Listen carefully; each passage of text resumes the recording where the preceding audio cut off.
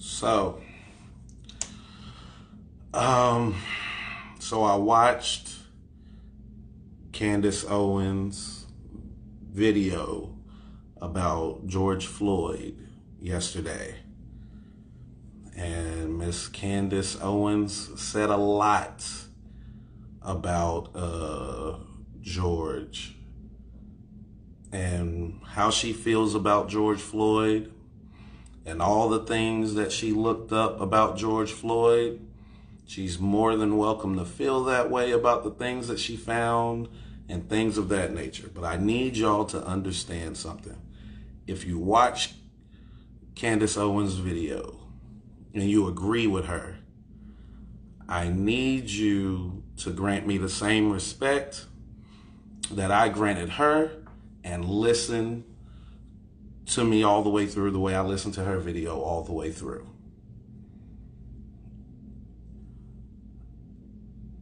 Me and Candace Owens stand on different sides of the fence on a lot of things, but I've never hated Candace Owens, and the reason why is because I've always been able to empathize with her. I need black people to understand this.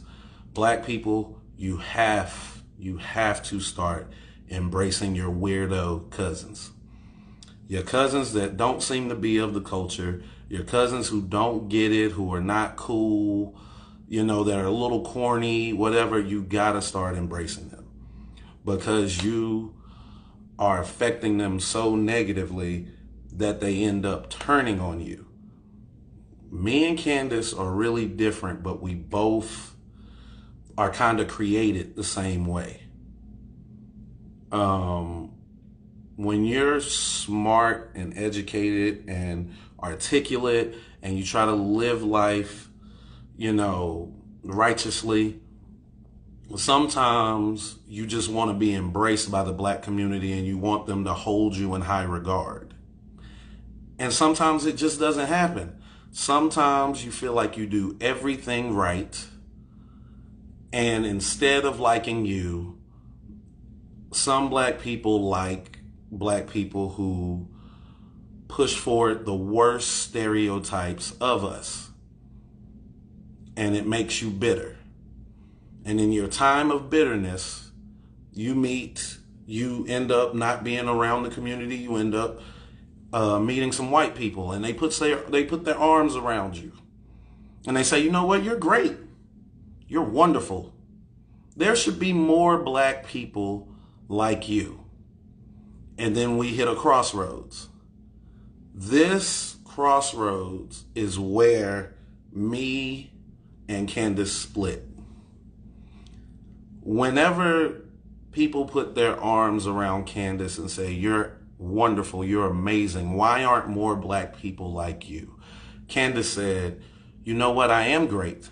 You know what, I am amazing. More black people should be like me. And from now on, I'm going to criticize black people who aren't like me. Which is not the way she should have handled that. She should have handled it like me. But that's why I empathize with her. What I responded was, there are tons of black people like me. Maybe you should befriend more black people so you'll see there's more black people like me. But even though there's a lot of black people who aren't like me, that's okay, because black people are not a monolith. Part of being free is having the freedom to be however you want to be. So just because they aren't like me doesn't mean they're not just as good, just as interesting, just as loving as I am. And I have no reason to criticize them. And then Candace says that black people are the only community who lift their worst. And you have to understand, people who love Candace and goes, this is a black woman speaking on black issues. She's been there. Candace is not of the culture. I need you to understand that. I need you to understand that. Meeting a Brazilian in America, born and raised in America, is not the same as meeting a Brazilian who was born in Brazil, raised in Brazil, only lived in Brazil. That is kind of what I'm giving you when I tell you about Candace. She was born in the culture. She became bitter. She's not really of the culture. I watched an interview with her and Joe Rogan where she said she was a huge Jay-Z fan. Everything he said was church, and she understands everything he comes from, being a drug dealer from Queens.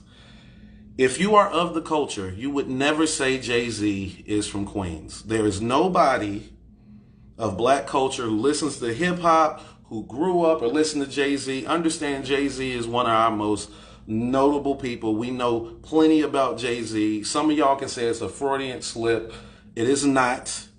No black person would ever say Jay-Z is from Queens. The reason she didn't really know, and she was just saying whatever she was saying, because she's just trying to make you feel like she's of the culture, and and that, you know, that she knows what she's talking about. But no, she's hurt.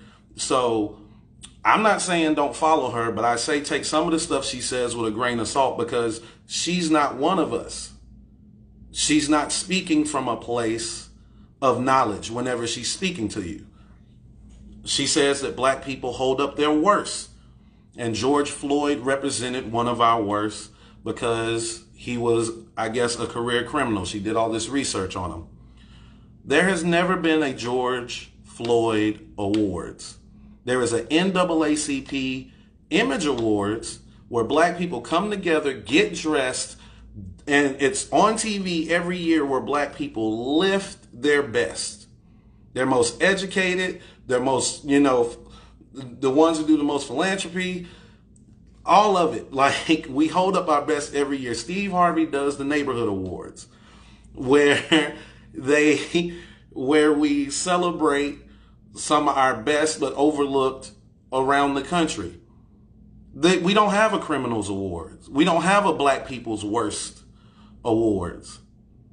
That's not a thing that happens. We don't celebrate our worst.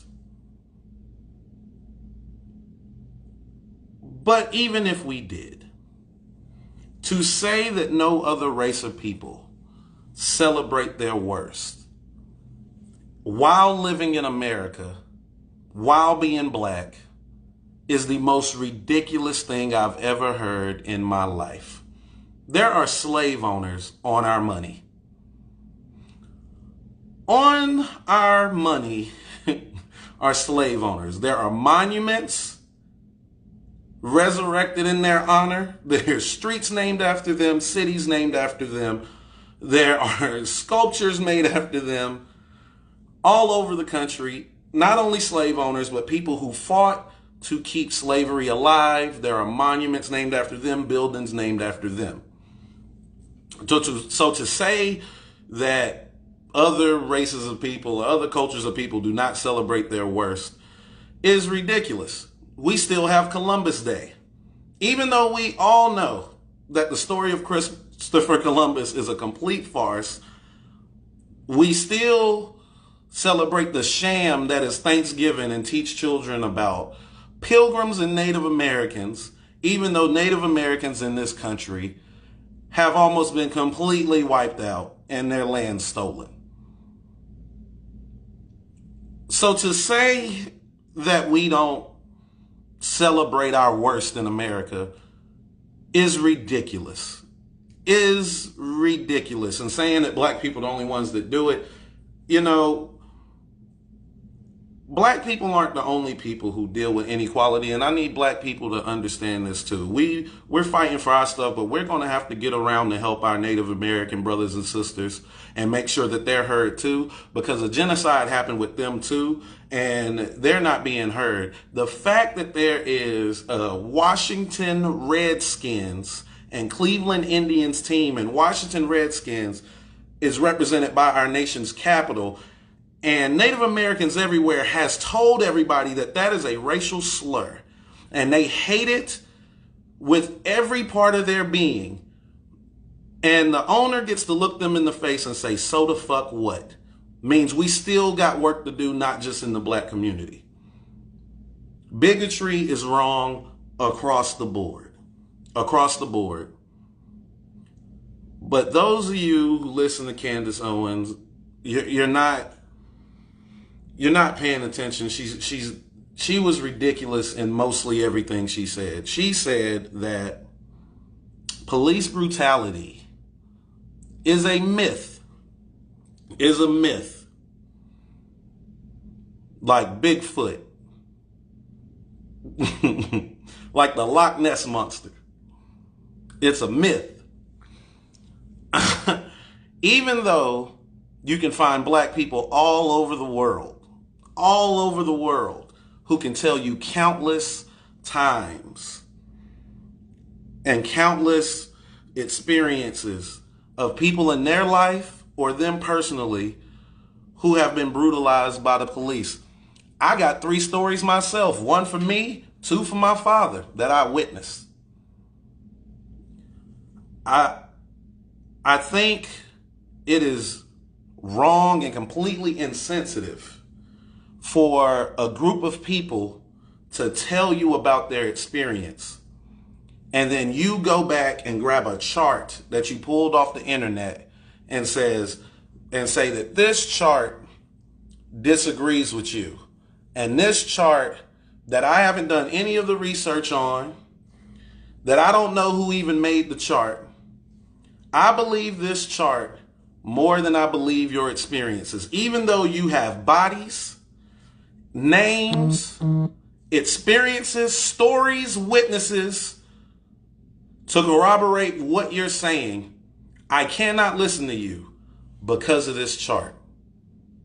To discount what people have been through just because of something you Googled that you have no idea whether it's true, plus was made by the same system that the people are complaining about. Understand this, Candace. Whenever you put out there into the world that black people are more criminal, do you ever think to maybe that when you say black people are more criminal, that goes like hand in hand with the fact that black people say that they are judged unfairly?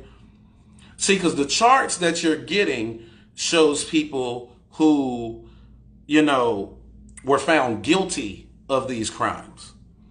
But if you just do the research, that you'll see that black people are more likely to be convicted for a crime than any other people. So they go to jail more than any other people. It doesn't count the times that people were accused and got off, or accused and they had a good lawyer and got off, which is not the case in the black community. Most black people are represented by a public defender.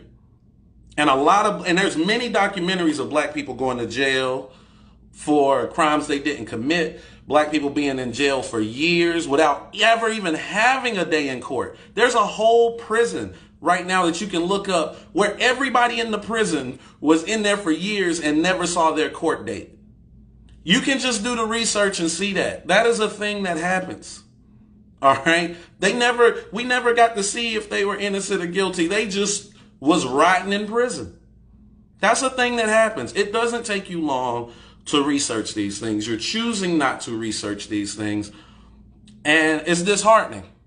It's disheartening. You're putting out terrible information and people are sucking it up because you're bitter.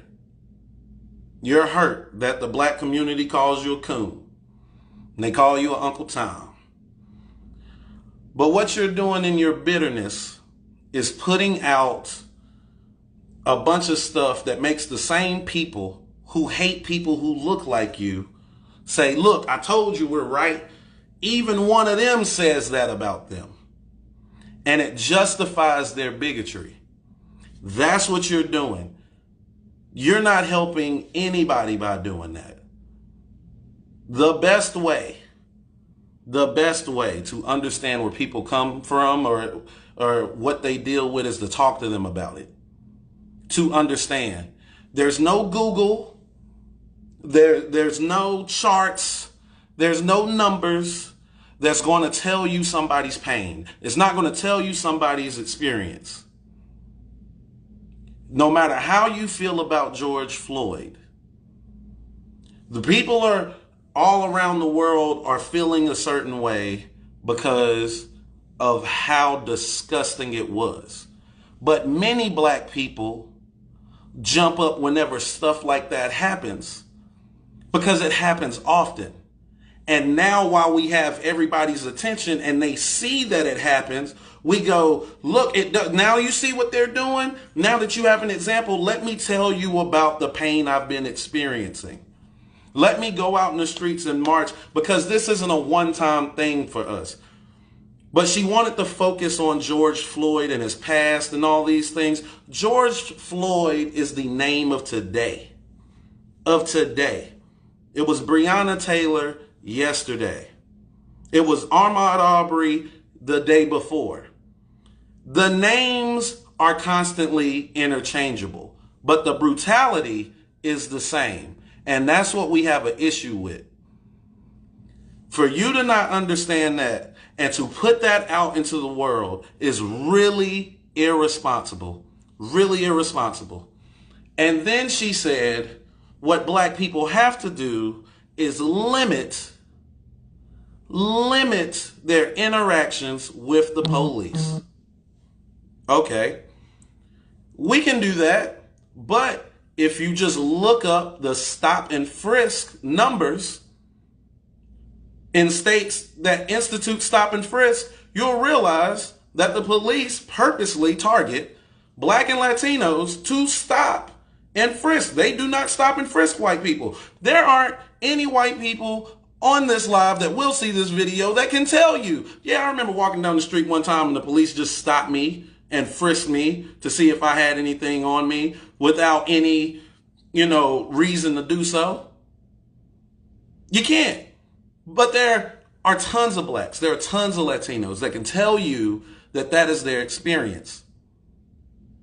But even if I don't pay attention to what a chart says or anything, just ask people and they will gladly tell you. But okay, you want me to limit my interaction with police. Cool, I can do that. How about I sit on my couch in my apartment eating ice cream and a cop like Amber Geiger comes in to my apartment and shoots me like she did Botham Jean. Did he not do what was necessary? Did he not do what was necessary to avoid the police? Tamir Rice, kid playing with a toy gun at a park. Cop pulls up, kills him in seconds. 11 years old, I believe. Should he have done a better job of not putting himself in position to run into the police because he was playing with something that was sold in stores, that's sold in Walmarts everywhere? What should he have done exactly? Sean Bell, the day before his wedding, when the cops shot into his car 50-some times, what was he supposed to do? What was he supposed to do to limit his interaction with the police? You see, people who want to find a reason not to believe you and your experiences will find any reason to doubt your experiences. But we as a people entirely have to be better than that. Talk to your brothers and sisters in this country and ask them what they've been through. And if what they go through makes you feel uncomfortable, then stand with them to change that. Don't deny their experiences just because you don't know what it's like to go through that.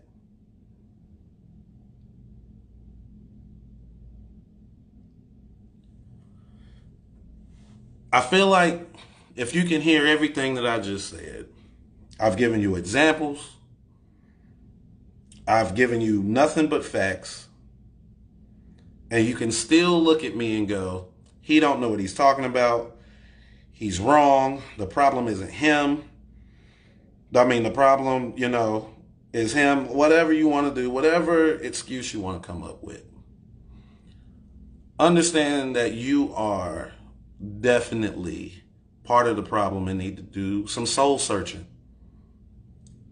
And that's okay, but you need to identify that. because you're not helping anybody by finding every reason not to help people.